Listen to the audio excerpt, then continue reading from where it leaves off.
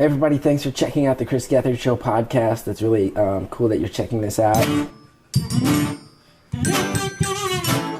We're about to do, I think, the dumbest show we've done in years. His life would be trashed! Hey, you better believe I'm trashed. We are scrappy trash people. What's the point of this show? I just turned it on. We've always been with this show. We've always been trash people. We will always be trash people. It's true. This doesn't feel real.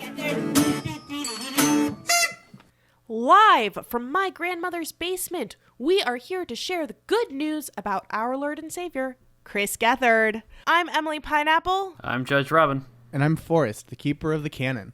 And today we are discussing episode 8, the Kickboxer episode, which aired on August 20th, 2011. The musical guest was the Dolchnikov Brigade. And the panel was Chris Gethard, a baby John Mulaney, Spider-Ham himself looking so young, Matt Besser, Shannon O'Neill, the Human Fish, Bethany Hall, and Random Gene. We also had special guest PJ, who is a person who did jujitsu. Is that right with Chris? That was kickboxing. Oh, no, shoot. Yeah, I think it was jujitsu. Yeah. No, they had done... because Gethard is really into, I think it's jujitsu. Yeah, it's jujitsu. He mentions at the top of this episode that he has stopped doing jujitsu, but we of course know that he has started this up again. So another reminder, do not pick a fight with Chris Gethard. He competes in like jujitsu tournaments and everything. He's really hardcore into it now. Wow. Does he win the tournaments? No. But he does well.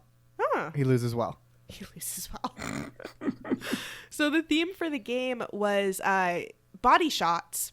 There are various facts that were put forward by members of the cast, and if Chris cannot match the fact with the person, he is a bad friend and therefore deserves a body shot from an actual kickboxer. And the theme for the calls were public transit war stories. So that's something I want to know from all of you. Do you have a public transit horror story? I do. I very much do. I was on my way to work one day, and this guy just starts shoving people. He just starts shoving people around the car. It's San Francisco, so we just the rest of us just pretend it's not happening and look at our phones. And then I become the fortunate target of this person's stuff. So he shoves me back. I start looking for a way off the train, and then he spits on me. Was this like a crazy person, or is it? I mean, I think that the story illustrates whether or not they were crazy fairly well. Okay. Fair. Like, if you're well-adjusted, you're not just like, oh, it's a slow afternoon. I know what I'm going to do. I'm just going to go spit on someone. Maybe they just watched Fight Club and were just like trying to pick a fight with someone. They're part of the revolution. I have one. I was on a bus and some old dude just decided that it was his day to stand up at the front and rant about how shitty gay people are. Ooh. Yeah. Huh. This was also in San Francisco, like less than 2 years ago. And everyone just sat and looked at their phones. Man, I don't get that. Like, is this guy just pissed off all the time? He lives in San Francisco. He must be. That's the thing. I don't understand. He was an old dude. He'd clearly, I mean... Robin, do you have one? Not really, because I take Uber because I'm a bougie twat. No, okay, the one I do have, this is like far less worse than your guys, is I was taking the train up to San Francisco once again, and I think my cell phone had run out of battery, so I was stuck listening to the guy behind me try to hit on the girl next to him using telling her about his new app idea. I don't like this. What was his new app Uber for? It was some like finance app that she was clearly not into, but I did sit through like 5 stops of this guy spitting mad app game at her.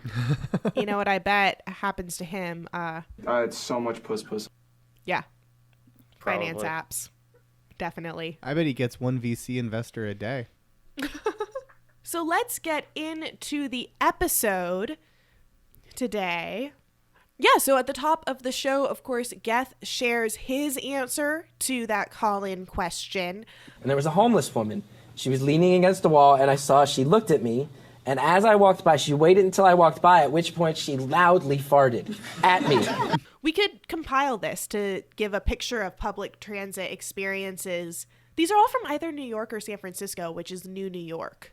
We are slowly becoming New York, yeah. So it could either be that public transit is shitty or that just like we live in shitty places. Or both. It can be both. We live in America, and America has shitty public transportation. True things. Very true things. We then had the first human fish question. Sam Watterson versus Jerry Orbach. I don't know who either of those people are. Sam Waterston was on Law & Order forever. He plays Saul on Grace and Frankie. Oh. He was on The Newsroom. And yeah, Saul from Grace and Frankie is his most it's the guy with the recent eyebrows. thing. Yeah, the guy with the the big old eyebrows. Yeah, I like him. And then Jerry Orbach was also on Law & Order. So it's basically just the human fish is a big Law & Order fan. I like B.D. Wong. Oh, yeah, also on Law & Order. Like Ice-T. I like yeah. Ice-T. I was gonna say, I like Ice-T. Yeah. I liked SVU better until it just filled me with so much fear of sexual assault that I was like, this is bad for my mental health, which I think like most of the nation went through. Orbach was the third longest serving main cast member on Law & Order. So Sam Watterson won. As he should. Because of his eyebrows.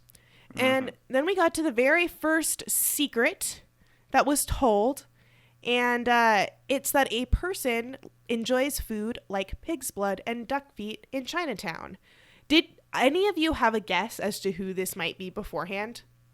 Yeah, Random Gene. Yeah, me too. I was super sick laying on the couch and didn't hear it. So this is Chris's response. I'm going to be racist and guess Random Gene. Yeah! Then we get our first caller. So it was the Gregulator who was calling in, the Gregulator who is Chris's brother, Greg, who was calling in from their mom's house because AFTRA had sent Chris a healthcare letter. And so Greg offered to read it on the air. And Chris correctly said no, not wanting his union healthcare letter read on the air. And I think you should have done it. Punk rock. I mean, is doxing yourself punk rock? No, dude, that's metal. Greg also shared his public transit war story, where he used to take the Greyhound back from Boston to New York a lot. And he was on his way back to the Port Authority from Boston when the guy in front of him, who had what he described as white guy dreads and a bass guitar amp, was just sitting there. A lady walks up who has a snake tattoo, sits next to him. They start talking. He mentions that he's a session musician for G-Love and the Special Sauce. So for the next 6.5 hours, I was inundated and forced to listen to a conversation solely about G-Love and Special Sauce. So I had no idea who G-Love and Special Sauce were before listening to this. And so I looked them up, and they are a hip-hop group comprised of at least one white guy. I didn't watch too much of the music video. It was in the background. And they have great rhyming schemes. It reminds me a lot of 70s hip-hop. So y'all can look that up if you want to hear it, because Judge Robin and Forest Keeper of the Cannon think that we can't play like 8 seconds of this band without getting arrested by the podcast police. So I spent 5 seconds on Google Googling this, and Google said no. Yeah, no. We'll include it in the show notes, but so you don't have to go through that Google effort. But, you know. Next time I'm just going to look up the lyrics and I'm going to sing it to y'all. Okay. Oh, that's yeah, do I it. think that's perfect. Do that. Do that. Let's do it right now. No, wait. No, we're not going to be one of those podcasts that like starts singing things. So we get to the next story, John Mulaney, and I'm going to take this story because this story speaks to me. And I was walking, this woman was walking in front of me, and it was like 2 a.m. and she started walking really fast, and I thought it was because she heard the train coming, so I started running behind her, and then she started running, and we ran all the way to the end of the hall, and then she like bolted down the stairs, and then I realized that she was running from me. Oh, hello. Wow. So yeah, they concluded correctly so that he inadvertently made a woman believe that he was going to rape her. Okay, wait, hold on. Quick aside. So I have a very fast cadence when I walk. Mm-hmm. And I find that all the time I'm walking behind girls at night and they're walking slower than I am. And I don't want to... What is the correct thing here too? Because if I slow down, then I'm following them. And if I speed up, then I'm approaching them at too fast a pace. TBH, Robin, you're kind of a slight dude. I would not be afraid if you were walking behind me because I would feel like I could take you. All you can hear is my footsteps. I glance. I do like the very side glance, so it looks like I'm looking in the window so that I can, see who is behind me. Girl tricks. Okay, but I also have a fast cadence, and it's a concern I also have. You are also a much larger human with a beard. Yeah, no, but how do I not? Oh, I've got a good idea. Cross Try the street. complimenting them. Girls love that. Yeah, I mean, I generally will try to cross the street so that they're not worried about it. Or just walk a little slower behind them and tackle any dudes that are actually following them because it's a really, really scary experience being followed. You should try just breathing really heavily just to let her know you're there. I just start singing G-Love and the Special Sauce songs. Just to put them at ease. Yeah, just to give them some funk rhythms that'll chill them out. One of their songs is Peace, Love, and Happiness. That's the one. How did you know? And then there was another story that he actually shared of a horror story that didn't happen to him. Robin, do you want to talk about this story? I'll do this one. I like this one. So this is not John Mulaney, which I'm not sure if it was not John Mulaney or not John Mulaney. So John Mulaney's friend went to a restaurant on a date and pooped himself. He didn't really say how he pooped himself. He thought it was a fart. Yeah. Oh, yeah. That happens.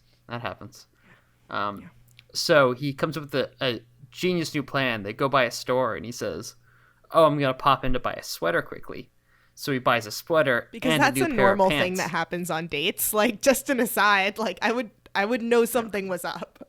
So he goes to change in the train bathroom on the way home and just throws his pants out the window, opens the bag, and finds that they only put the sweater in there and no pants. He doesn't tell us how his friend got out of the situation. There was only two ways to get out of that situation. Either you swallow your pride or you just run. This was the suggestion that Matt Besser had. You get the shit and you spread it all over your legs and make it look like brown shorts. I like to think his friend just never left that bathroom. They just live there now, riding the rails forever. We then have an appearance from presidential candidate Connor Ratliff, keeper of the Cannon Forest. Do you want to talk about the historic information that he shared with us on this episode? Absolutely, I would love to. So before he shared this information, we got to hear for the first time the full version of the Connor's Got Something to Say song.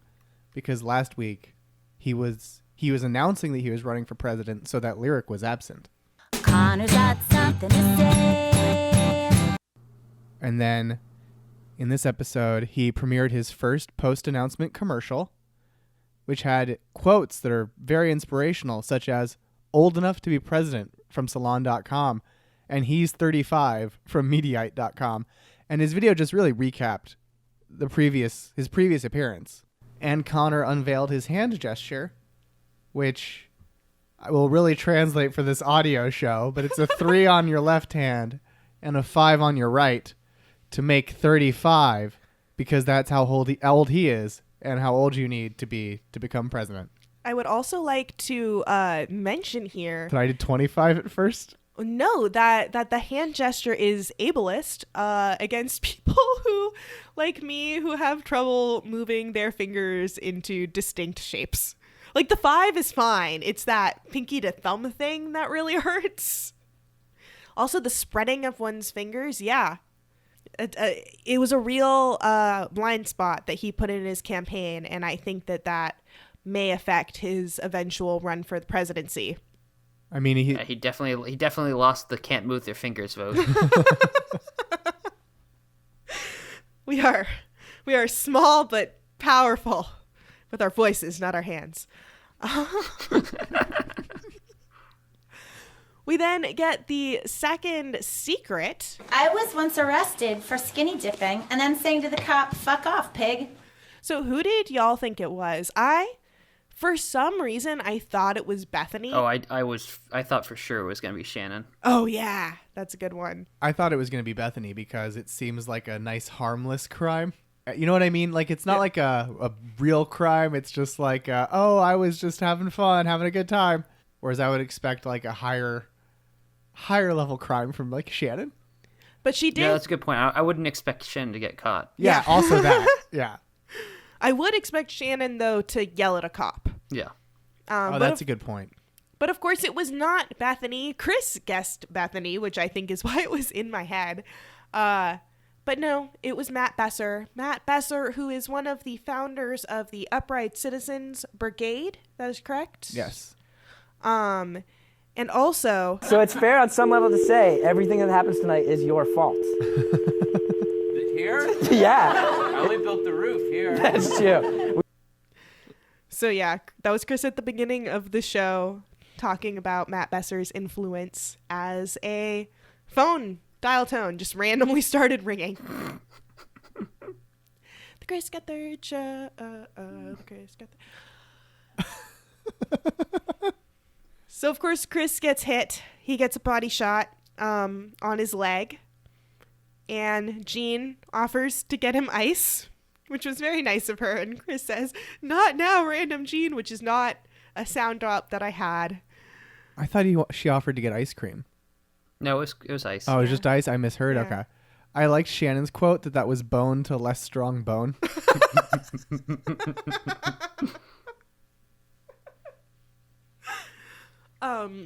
Speaking of Shannon, she told us the next public transit horror story. Does anyone want to take that one?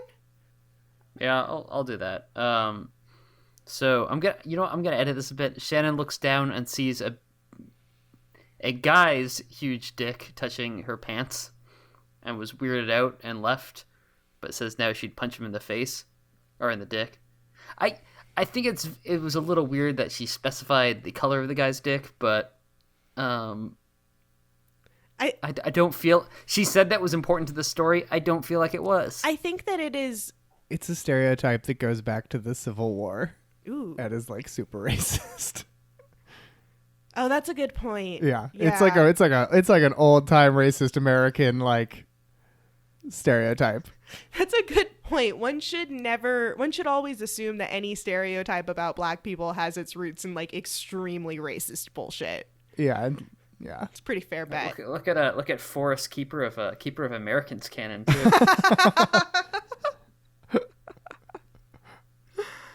The next call that we get is Walter. Walter, the Chris Gethard Show's only fan.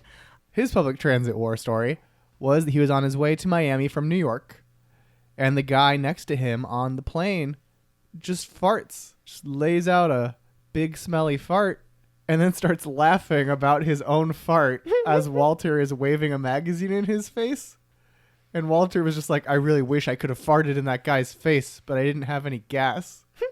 I like that that's the only thing holding him back. Have any of you dealt with like farts on buses? I mean, I've been the farter.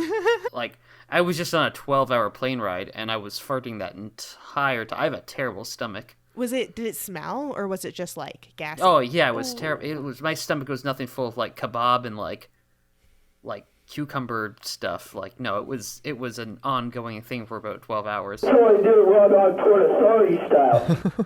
That's how it was. So, you remember how on Talk Show for Dogs, the episode of the Chris Gethard Show with Jason Sudeikis, where Jason Sudeikis was able to eat a chimichanga over a bag full of dog poop because his sense of smell is so bad. That's how bad my sense of smell is, so I've never had to deal with any farters. Except when you have to change the cat's litter box. Then your sense of smell magically reappears. That's actually good. No, that's a good point. It does. My sense of smell does have an exception, which is cat poop. Why do you think I like hanging out with you, Forrest? I'm farting all the time. You can't smell a damn thing. The next caller was Alyssa. Alyssa checking in literally from Disney World, where it was 9 o'clock. She was calling on the balcony away from her parents because they made her nervous. And she was just kind of being herself, just like having a bad time in Disneyland, being crowded by a bunch of people. Sorry, Disney World. Being crowded by a bunch of people and wanting to just kind of hang out alone by herself. I feel like one day you will look back and regret spending any time on your vacation doing this.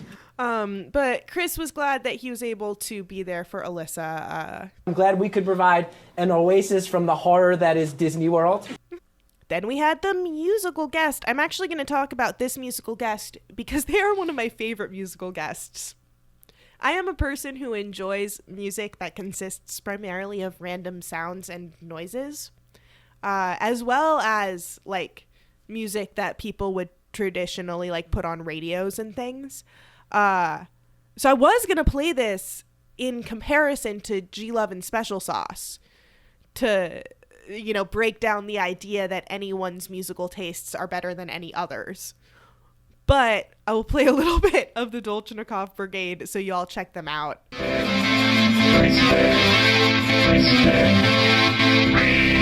They're more of a stage show.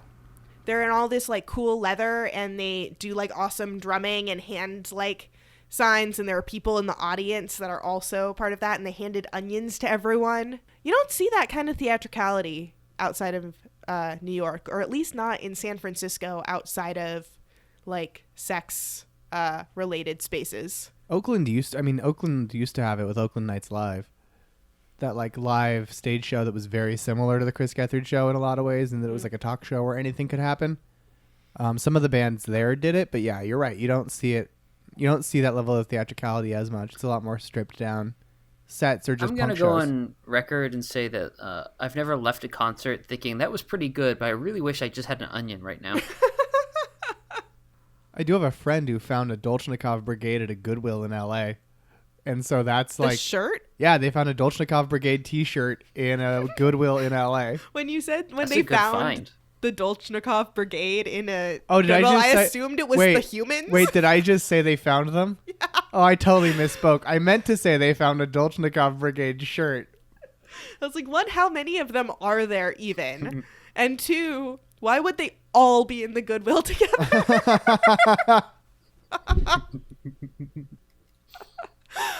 That would be pretty cool, though. I'd be pretty stoked. I would love to meet them. For any reason, anywhere. And then we had the Lone Cornmeal Machine. Robin, do you want to tell us all about the Lone Cornmeal Machine? And their great video this week? You guys know my opinion on the Lone Cornmeal Machine. I'm going to cut open your scrotum. How about that? Oh, God, I hate that. Okay, so you liked the QWERTY keyboard one better than that? Yeah. I really liked the QWERTY keyboard one. I did too. Y'all should see it. The question was, how do typewriters and keyboards get their layout? And it was a wonderful battle between leaders and anarchy.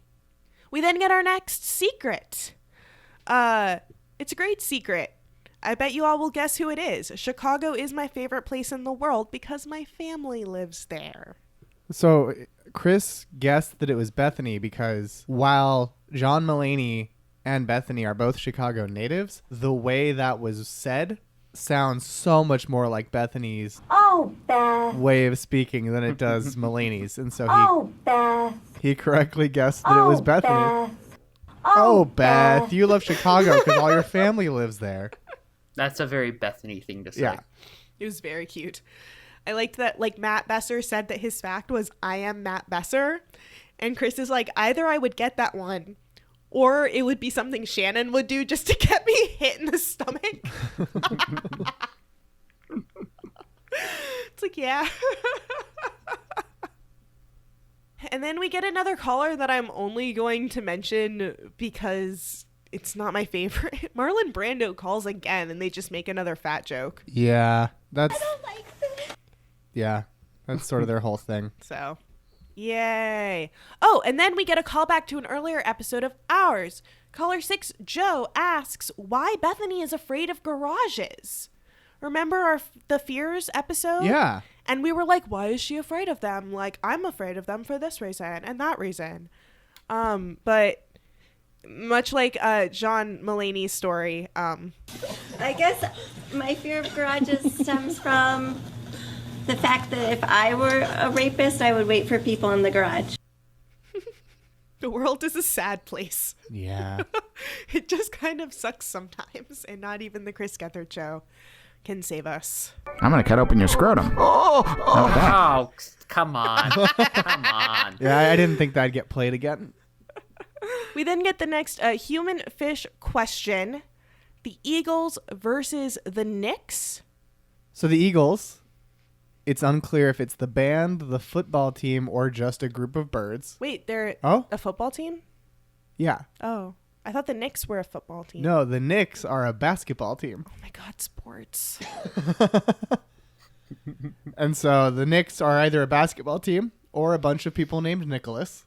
And this led to Matt Besser questioning whether the human fish is in fact a fish. Don't walk on land. True. Fish don't have hair. Fish True. don't eat onions. They get sauteed in fucking onions. True. Wow. And he doesn't want Chris to get conned by a slimy New Yorker pretending to be a fish. Yeah. It's too bad. The Knicks won. Yes, after Mulaney suggested holding the human fish's head underwater to see if he's a fish. I think this is a good time to interrupt and get into our segment we call Fishy Explanations. And by we, I mean I call it that.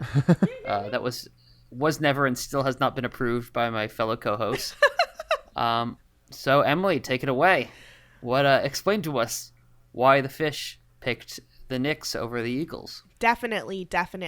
The Knicks over the Eagles. Definitely. So this question, of course, was something that the fish left up to interpretation. Are we talking about sports? Is football better? Is basketball better? Are, Eagles better than humans named Nicholas? Are the Eagles, the band, better than nicking yourself with a razor when you're shaving yourself? What the fish is trying to show here is that everything that happens in human lives can have different meanings to different people. And when you have different meanings for the things, you can come up with radically different answers without necessarily knowing that the two individuals aren't talking about the same thing. And that's what the fish was trying to really ponder in this moment. And I think that his answer is particularly interesting because when we come up against a reality like that, when we're talking to each other and having these kinds of debates, we're vulnerable. Everyone needs to be humble and recognize that everyone has made a mistake. Everyone has made an assumption. And we all have to be humble and admit that we were all thinking different things and then come together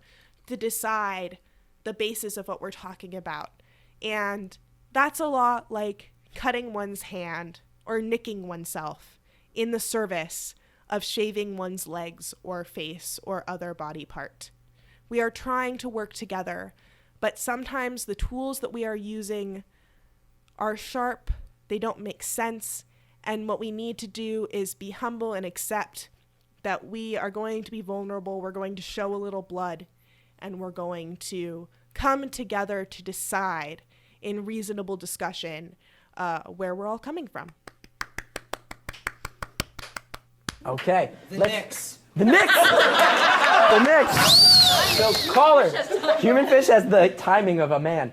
Our next caller, of course, was Mr. Smoke Weed Son himself. And then we get a call that I'm just going to play the entirety of, and then we're going to discuss. Because this is Murph the Reservoir Dog. Murph is on the train, and he is sitting down next to a Trinidadian woman, and they strike up a conversation. You know, at first she just kept relaying stories of how her crippled son was a burden on her, and she wanted to just kill him and get it over with.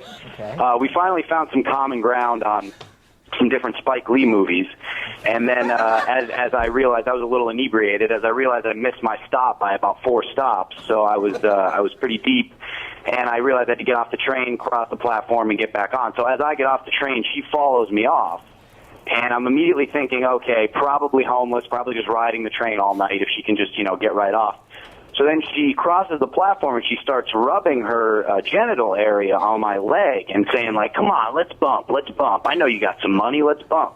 Okay. So I'm thinking bump, I'm thinking possibly there's some drugs involved. I didn't know, but I was open to whatever. So I started thinking about it, and I was like, I'm definitely not going to have sex with this woman. But I started looking at the mouth. She was missing some teeth. She didn't really the mouth did not look clean at all. Okay. So I decided, it might be possible. If I looked at my wallet, I had $12. I figured, let's just get a weird tug job on the subway platform. So I gave her the $12 to kind of jerk me off, to kind of appease her, and also at the same time, I was in a very weird headspace at the time. So I gave her the $12. She started going down my pants. I couldn't get an erection at all, so I just called the whole thing off.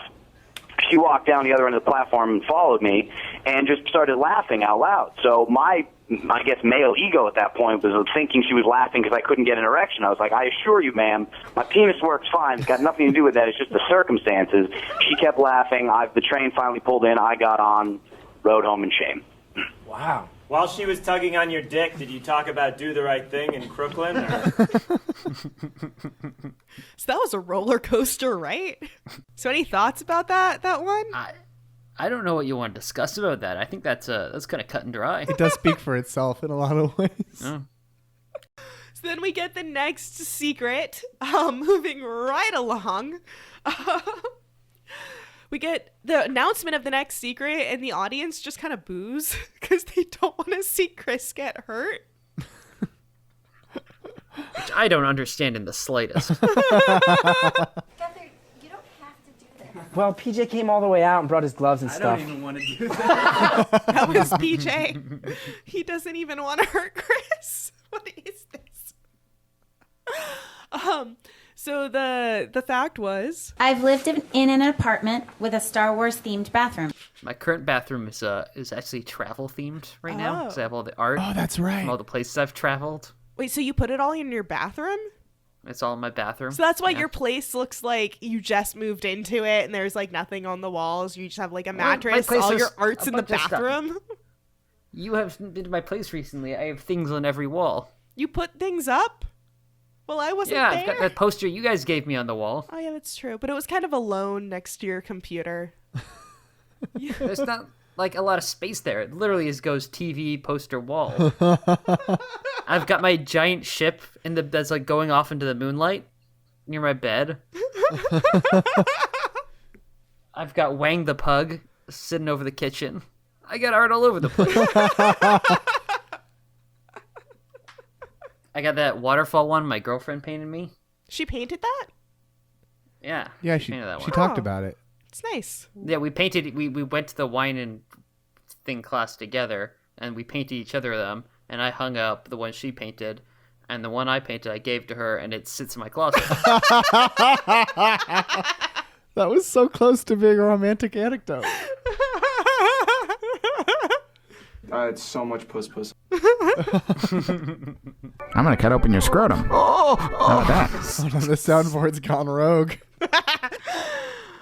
So the guess was a member of the band. So it was Bill Florio, lead singer of the LLC. So Chris thought it was either him or Hallie. So he thought it was one of the two lead singers of the LLC, basically. But it was actually Johnny. The guitarist in the LLC. Chris has to get hit again. And no one wants to do it. Don't kill me too much. You want a stomach? Yeah. Oh, okay. What else am I gonna do? No, I don't know. Shoulder. Why doesn't he pick shoulder? Well, because he doesn't want to break it. I would have gone ass. I think what we're discovering is there's no good place to get hit by a professional kickboxer. So he was hit in the stomach, and we get one last caller. So last caller is Mike. And he starts by saying that Chris really needs to stop doing bits where he's getting the shit kicked out of him, which I strongly disagree with. Chris says he needs it for his self-hatred and desperate need for views. And then Mike gives his horror story, which is that he gets on a subway, an old man gets on, sits next to him, and he smells terrible. So the guy moves seats, and the old man follows him. And so to get out of it, he pulls a Bible out of his backpack and starts reading the Bible. And the guy apparently leaves him alone. It's such a guy story. I'm like, yeah, if I was it really is. Sitting and then I moved and then a person followed me, I'd be like, cool. So I'm finding the front of the train, and that is where I'm going to spend the rest of my ride with the conductor. Yeah, I mean, that is a reasonable response. No, I find it really annoying when I'm following girls around a train and they go sit up next to the conductor. It's so much puss. Oh, you're like the guy that we didn't mention this, but Matt Besser told a story that apparently there's a person in New York who walks around and he gets sex by Do you want to fuck? Do you want to fuck? Do you want to fuck? And he says he gets one fuck a day. Just going up to women, just random women constantly. It's a numbers game. Just like that guy who pitches his app. You get one investor a day.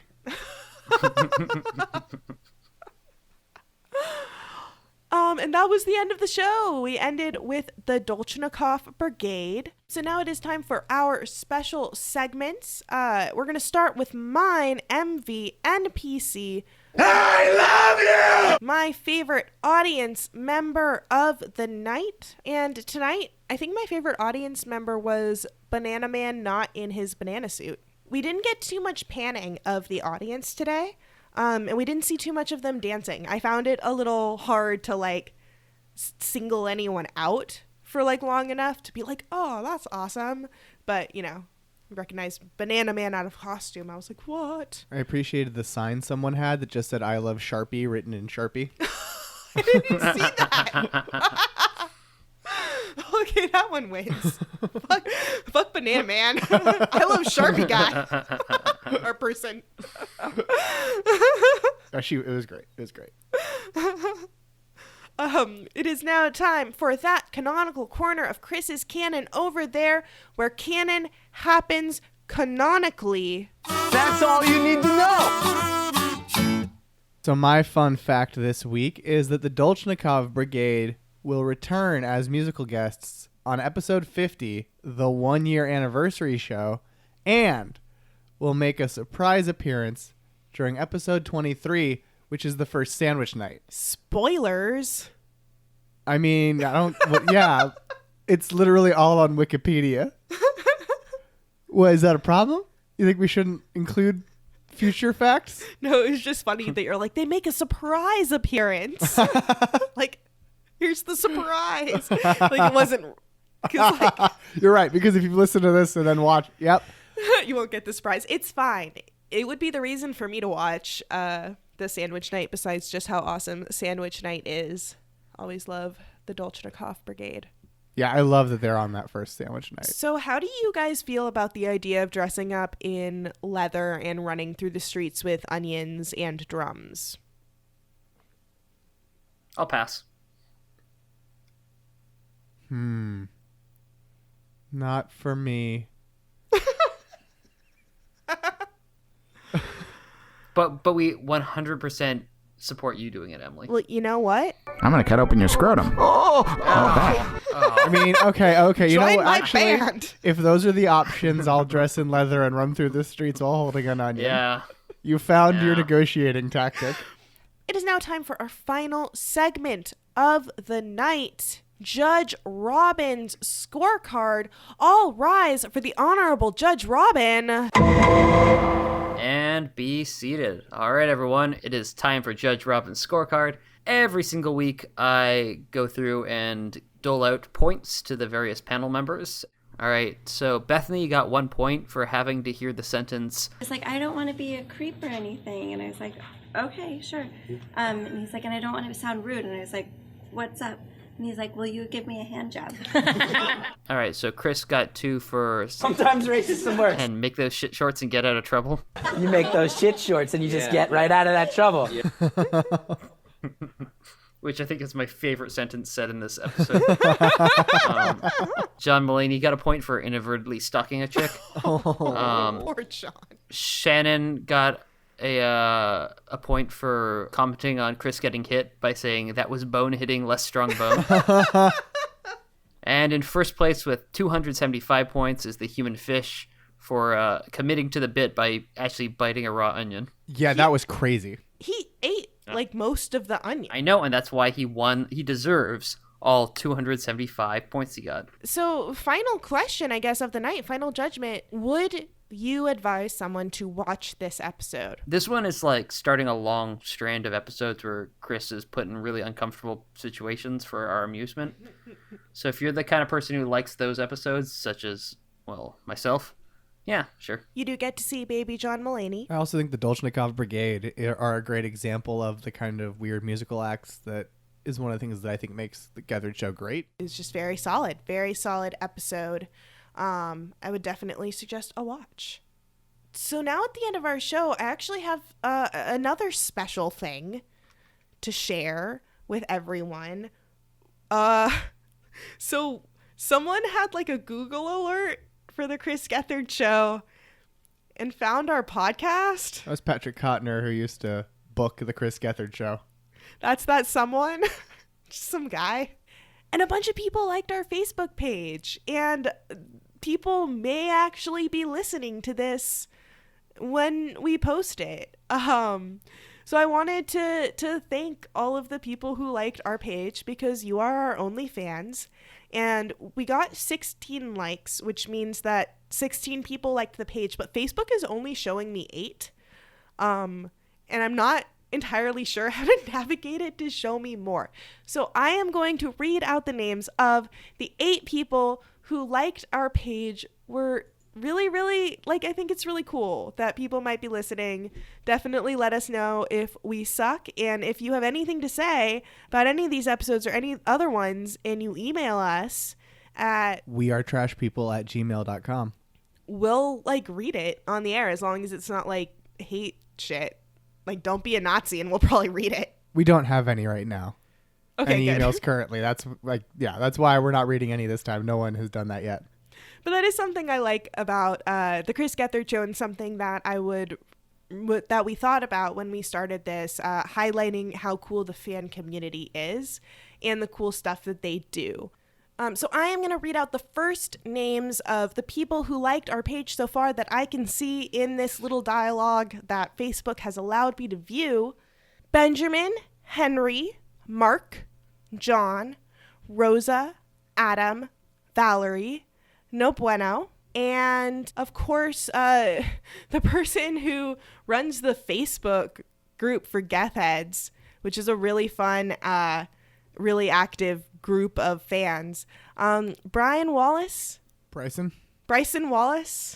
I'm so sorry for getting your name wrong, even though it's written in front of me. Bryson Wallace, thank you so much. We think that you're a really cool fan, and I really enjoyed watching the live Jackbox games that Gethard fans do. Bryson also did the show after TCGS, where he interviewed a bunch of the cast, including Gethard, as well as the Dum Dum, the official TCGS Dum Dum. So definitely, if you like the show, which you must since you're listening to this, give the show being the Chris Gethard Show. You obviously like the Chris Gethard Show. You may not like us, I get that, but definitely check out after TCGS as well.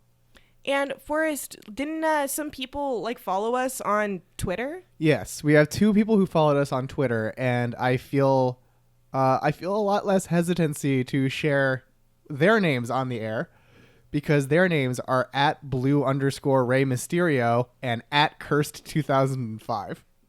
So I don't think anyone's getting doxxed by @pun on media format and professional wrestler and @Cursed Year. So I think we're good. Yeah, so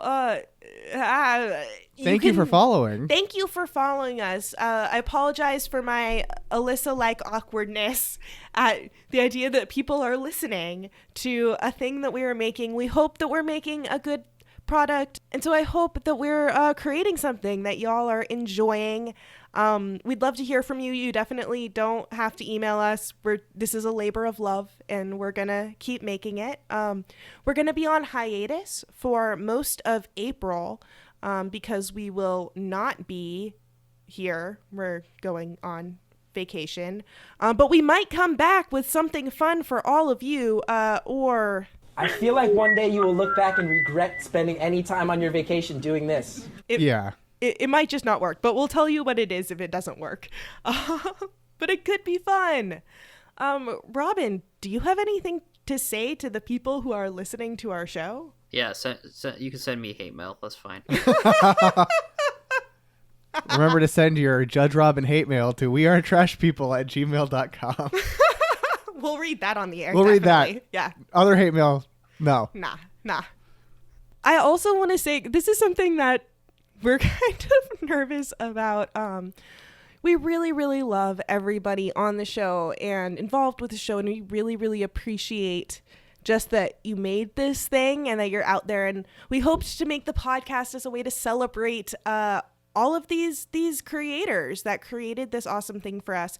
So we hope that if we're critiquing or critical of anyone, we mean it with love, and we really don't mean to rag on anybody, no matter how it sounds. I'm not thinking of anyone in particular as I say this awkward apology. I'm just worried that we might have. So again, just, heartfelt thank you if you are a person who worked on or were associated or on the Chris Gethard Show, for being a part of something so awesome. I am currently playing us out to Buddy from the band Argument.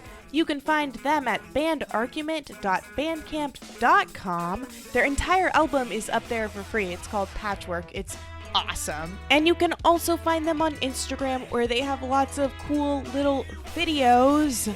I hope we didn't run on too long talking in this episode. Enjoy the music.